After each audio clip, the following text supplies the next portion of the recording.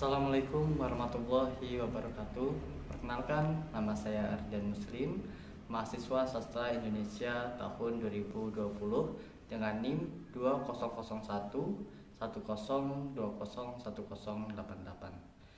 Baik, di sini saya akan membawakan materi memahami macam-macam makna dalam mata kuliah semantik yang dibimbing oleh dosen saya Bapak Immanuel Sibitonga. Baik, sebelum kita lanjut lebih jauh, yang pertama yaitu kita harus mengetahui apa itu makna. Oke, makna sendiri tidak bisa terlepas dari semantik. Makna selalu ada dalam apa saja yang kita tuturkan.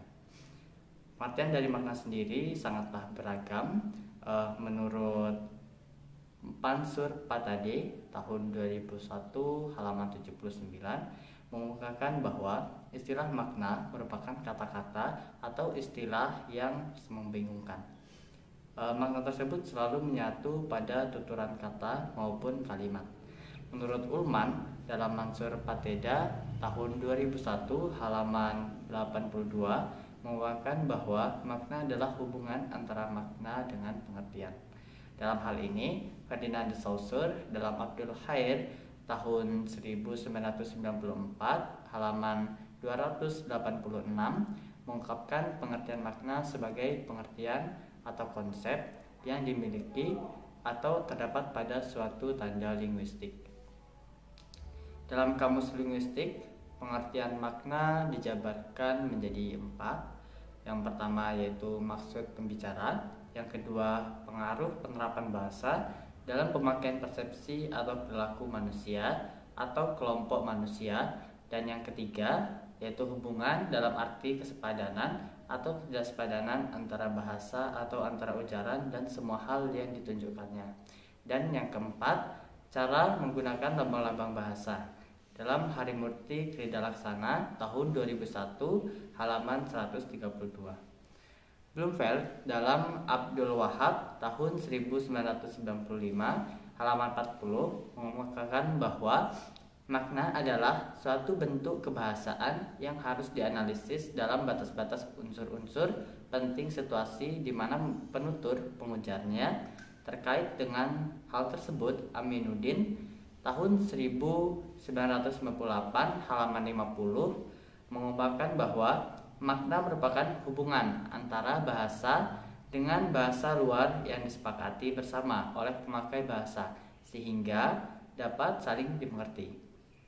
Dari pengertian para ahli bahasa di atas dapat dikatakan bahwa batasan tentang pengertian makna sangat sulit ditentukan, karena setiap pemakai bahasa memiliki kemampuan dan cara pandang yang berbeda dalam memaknai sebuah ujaran atau kata. Baik, selanjutnya yaitu aspek-aspek makna. Aspek-aspek makna dalam semantik menurut Mansur Pateda ada 4 hal, yaitu yang pertama pengertian atau disebut juga dengan sense. Pengertian disebut juga dengan tema. Pengertian ini dapat dicapai apabila pembicara dengan lawan bicaranya atau antara penulis dengan pembaca mempunyai kesamaan bahasa yang digunakan atau disepakati bersama. Lyons dalam Mansur Pateda tahun 2001 halaman 92 mengatakan bahwa pengertian adalah sistem hubungan-hubungan yang berbeda dengan kata lain di dalam kosakata. Pengertian dapat dicapai apabila antara pembicara dan kawan bicara, antara penulis dan pembaca terdapat kesamaan bahasa. Misalnya, kalau kita ingin memberitahukan tentang cuaca, katakanlah hari ini hujan. Maka yang pertama-tama harus ada, yakni pendengar mempunyai pengertian tentang satuan-satuan hari ini. Dan hujan, kalau antara pembicara dan pendengar mempunyai kesamaan pengertian mengenai satuan-satuan ini, maka pendengar mengerti apa yang kita maksudkan. Kalau antara pembicara dan pendengar mempunyai kesamaan pengertian mengenai satuan-satuan ini, maka pendengar mengerti apa yang kita maksudkan. Demikian pula, kalau kita mendengar orang berkata rambut, ujaran yang hanya menggunakan satu kata ini menimbulkan berbagai pengertian. Misalnya, rambut panjang sekali, rambutnya tidak panjang sekali. Yang kedua, nilai rasa atau feeling. Aspek makna yang berhubungan dengan nilai rasa berkaitan dengan sikap pembicara terhadap hal yang dibicarakan. Dengan kata lain, nilai rasa yang berkaitan dengan makna adalah kata-kata yang berhubungan dengan perasaan, baik yang berhubungan dengan dorongan maupun penilaian. Jadi, setiap kali mempunyai makna yang berhubungan dengan nilai rasa, dan setiap kata mempunyai makna yang berhubungan dengan perasaan. Contoh, saya akan pergi, menunjuk pada dorongan. Engkau malas, menunjuk pada penilaian. Kata saya pergi malas mempunyai nilai rasa. Dalam kehidupan sehari-hari, selamanya kita berhubungan dengan rasa dan perasaan. Katakanlah kita dingin, jengkel, terharu, gembira, dan untuk menggambarkan hal-hal yang berhubungan dengan aspek perasaan tersebut, kita gunakan kata-kata yang sesuai. Tidak mungkin kita berkata, marilah kita bersenang hati atas meninggalnya teman kita, atau betapa panasnya teh es ini. Dari kata tersebut, pilihan kata yang digunakan tidak sesuai dengan keadaan. Yang seharusnya saat ada teman yang meninggal kita bersedih, kenapa di kalimat tersebut kita mengatakan bersenang hati, dan harusnya pada kalimat kedua es teh itu dingin, kenapa kita menyebutnya panas. Yang ketiga yaitu nada atau tone. Aspek makna nada menurut Shapley adalah sikap pembicara terhadap kawan bicara. Dalam Mansur Pateda tahun 2001 halaman 94, aspek nada berhubungan pula dengan aspek makna yang bernilai rasa. Dengan kata lain, hubungan antara pembicara dengan pendengar akan menentukan sikap yang tercermin dalam kata-kata yang digunakan. Kalau kita jengkel, maka sikap kita kepada pendengar akan lain dengan pasangan kita bila sedang gembira. Kalau seorang sedang jengkel, nada suaranya akan tinggi. Kalau seseorang minta sesuatu, maka nada suaranya akan rata atau disampaikan dengan cara beriba-iba agar diberi. Nada suara turut menentukan makna yang kita gunakan. Contoh, kata pulang. Kalau seorang berkata pulang, kata ini menandakan bahwa pembicara jengkel atau dalam suasana tidak ramah. Kalau seseorang berkata pulang, itu menandakan bahwa pembicara menyindir. Itu sebabnya makna kata dapat dilihat dari nada yang menyertainya. Contoh lainnya yaitu jahat kau atau nakal kau. Aspek makna nada adalah an attitude to his listener atau sikap pembicara terhadap kawan bicara. Atau dikatakan pula sikap penyair atau penulis terhadap pembaca. Aspek makna nada ini melibatkan pembicara untuk memilih kata-kata yang sesuai dengan keadaan kawan bicara dengan pembicara sendiri.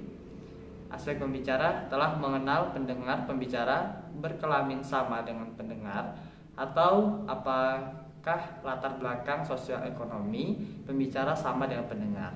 Hubungan pembicara atau dalam kurung kawan bicara akan menentukan sikap yang akan tercermin di dalam kata-kata yang akan digunakan. Aspek nada ini berkaitan pula dengan aspek makna perasaan. Bila seorang jengkel, maka sikap orang tersebut akan berlainan dengan perasaan bergembira terhadap kawan bicara. Bila seseorang jengkel, akan memiliki aspek makna nada dengan meninggi, berlainan dengan aspek makna yang digunakan bila seseorang memerlukan sesuatu. Maka akan beriba-iba dengan nada merata atau merendah. Bandingkanlah aspek nada berikut ini. Orang itu tidak tertarik. Kereta api dari Yogyakarta sudah datang. Kereta api dari Yogyakarta sudah datang. Pergi. Dari 4 kata di atas, kita dapat membedakan kata-kata tersebut berdasarkan dari nadanya. Selanjutnya yang keempat yaitu maksud atau intention. Maksud atau intention. Aspek makna tujuan ini adalah his aim, conscious or unconscious, the effect he is endeavoring to promote. Tujuan atau maksud, baik disadari maupun tidak, akibat usaha dari peningkatan.